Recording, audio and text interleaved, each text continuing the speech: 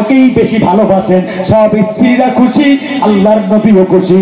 এজন্য আমার ভাইয়েরা, মা বোনদেরকে ভালোবাসতে হবে, তাদের সঙ্গে পরামর্শ করে সংসার চালাতে হবে। অনেক কথা আছে, সেই কথা মহিলাদেরকে বলা যাবে না। আরে কথা বলেন না কেন? কথা বলেন। পুরুষ মানুষের কিছু কথা আছে যা মহিলাদেরকে বলা যাবে না।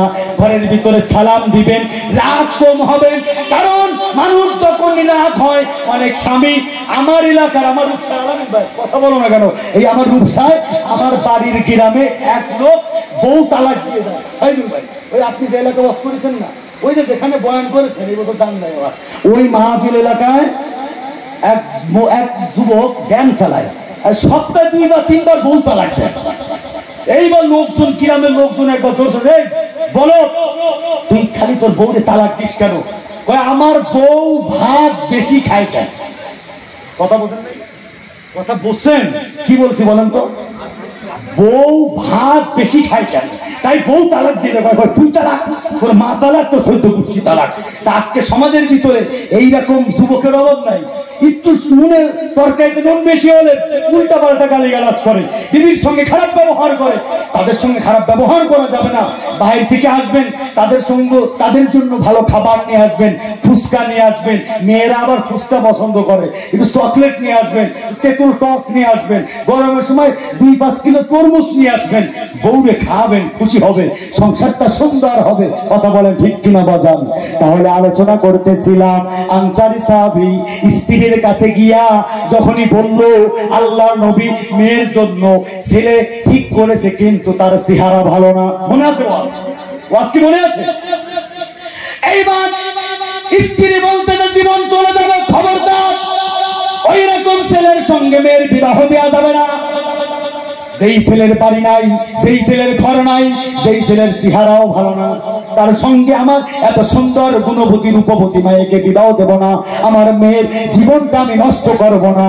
আমার ভাইরা, এবার এই যুবক জালাবি আল্লাহর নবীর দরবারে হাজির হলো।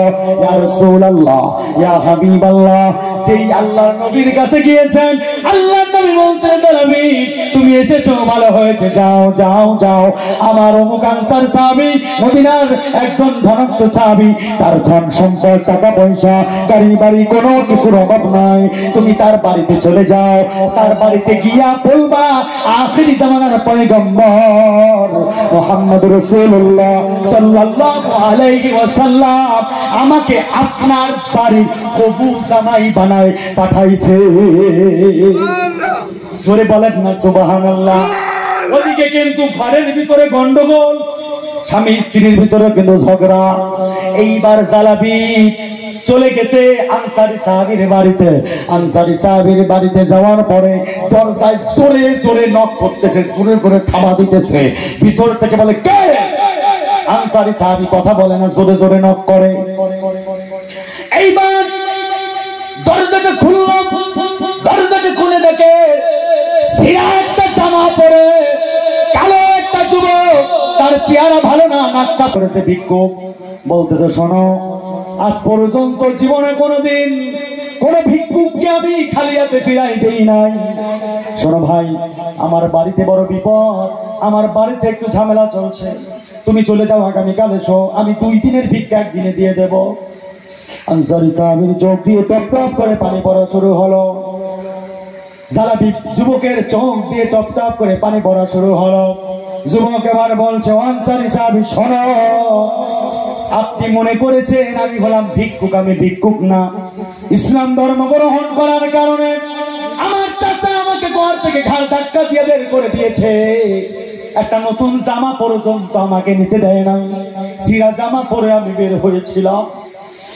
আমি কোন ভিক্ষুক না, রাহমাতাল লিল আলামিন বিশ্ব নবী মুহাম্মদুর রাসূলুল্লাহ সাল্লাল্লাহু আলাইহি ওয়াসাল্লাম আপনার হবু জামাই বানায়া আমাকে আপনার ঘরে পাঠাইছে।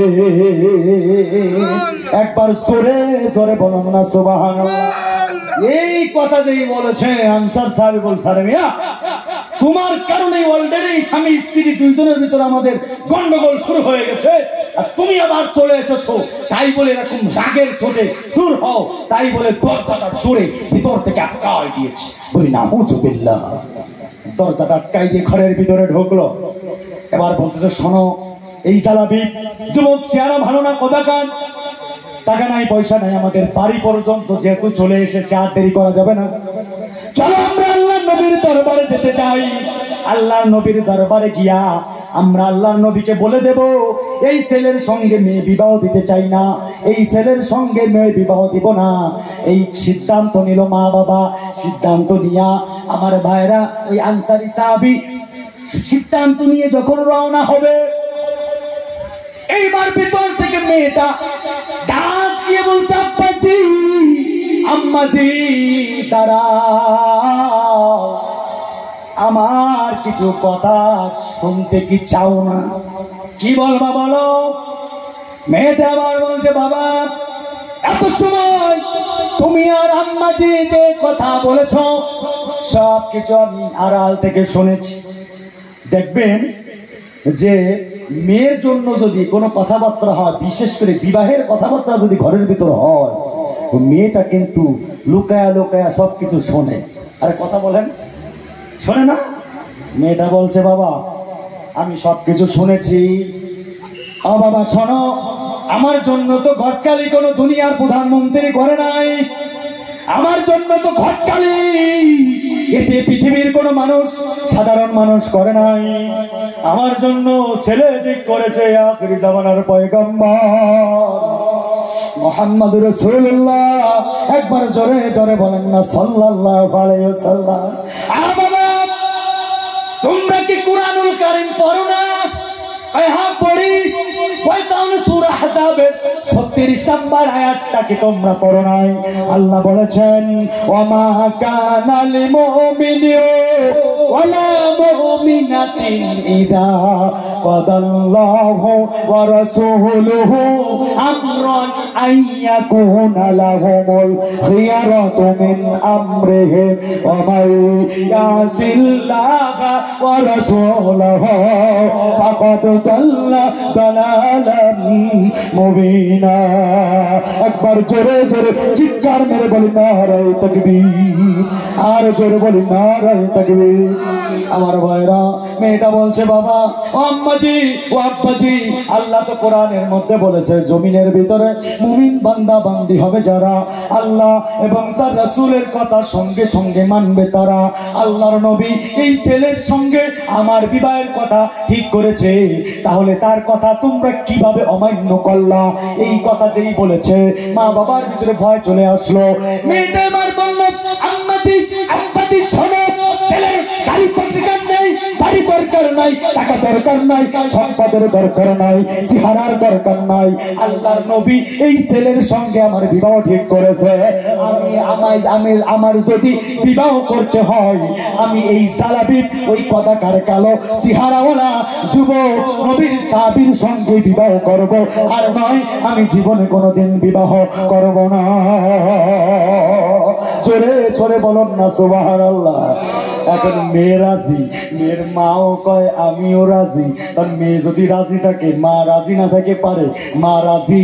এবার বাবা বলে, শোনো আমিও তো আগে থেকেই রাজি ছিলাম, কিন্তু ছেলের তো গাড়ি নাই, বাড়ি নাই, ধন নাই, সম্পদ নাই, চেহারা ভালো না, আমি ভয়তে বলতে পারি নাই। যেহেতু মাও রাজি, মেয়েও রাজি, আমিও রাজি। একবার জোরে বলুন সুবহানাল্লাহ। এইবার বললো, তাহলে আমরা তো রাজি হলাম, কিন্তু যুবকরা বাবু কোথায়? যুবকরা তো আমি তারাই দিয়েছি। আনসার সাহাবী বলতেছে, আর দেরি করা যাবে না, কই যুবককে আমি খুঁজে নিয়ে আসি। যুবককে খুঁজে নিয়ে আল্লাহর নবীর দরবারে হাজির হব। এবার আমার ভাইরা আনসারী সাহাবী দরজাটা খুললো। দরজাটা যখন খুললো, ঘর থেকে বের হবে, দরজা খুলে দেখে দরজার পাশে যুবক জালাবি চুপ করে বসে আছে। একবার জোরে কন্যা সুবহানাল্লাহ। সাহাবী অবাক হয়ে গেল, নবীর সাহাবী জালাবি, তোমাকে আমি তাড়াই দিলাম, তারপর তুমি কেন গেল না? এখানে কেন বসে আছো?